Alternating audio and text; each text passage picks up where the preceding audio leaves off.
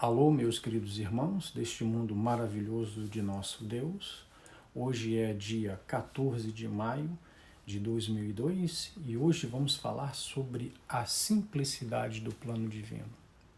Esse plano divino que Deus tem para com o homem, que está na Bíblia, este plano divino que está nas Escrituras é muito simples de entender.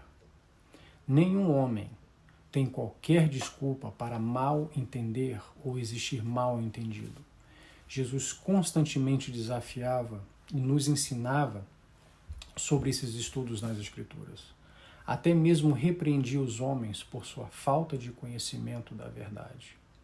A verdade revelada.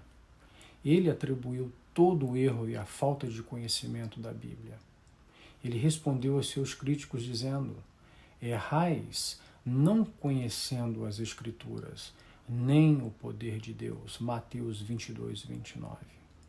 Ele ordenou aos homens que examinassem as Escrituras, porque vós cuidais de ter nela a vida eterna, e são elas que de mim testificam. João 5,39. Depois de mais de 3 anos do ensino bíblico, dos mais simples mestres de todos os mestres, os discípulos tiveram que ser repreendidos por sua própria incredulidade e dureza do coração. Ó nécios e tardos de coração, para crer tudo que os profetas falaram. Lucas 24, 25 e 27. Isso não foi porque eles não podiam entender, mas porque não creram no que Cristo disse. Mesmo depois de Cristo aparecer para eles e se manifestar de várias maneiras, eles ainda, alguns se recusaram a crer até que ele os repreendeu por sua incredulidade e dureza de coração. As palavras que Cristo que ele falava, era sempre bastante simples de entender. Mas acreditar nelas era outra coisa. Você também pode lutar no início para perceber que esses benefícios que a Bíblia lhe promete, que de acordo com as Escrituras são verdadeiros e que realmente você pode usufruir. Vamos ver que na Bíblia existem simples palavras, a palavra de Deus. Você deve começar a acreditar agora nas Escrituras, nas promessas de vida abundante, da mais vida abundante que possa esperar nesses benefícios. Você deve acreditar nas boas novas do Evangelho, que são as bênçãos divinas para você.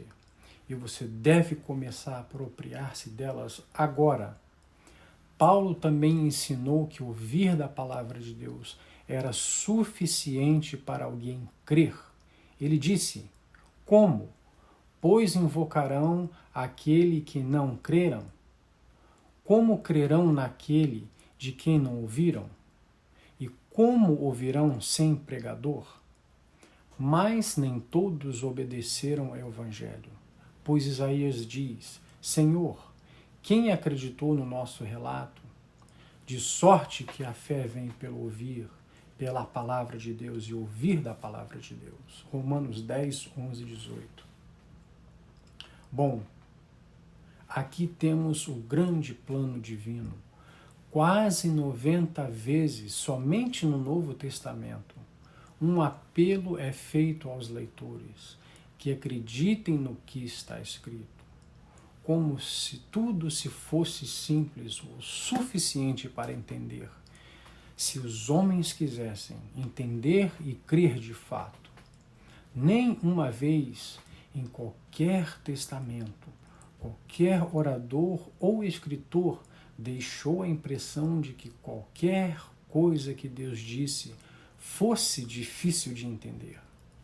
Se os homens simplesmente acreditassem no que Deus havia dito, a única sugestão de um mal-entendido por parte de alguém é em que a relação daqueles que não queriam acreditar, obedecer ao Evangelho, e sim que em sua falta de fé e incredulidade, Jesus ensinou que era apenas por causa da obstinação dos homens em que não acreditaram no que era difícil de entender.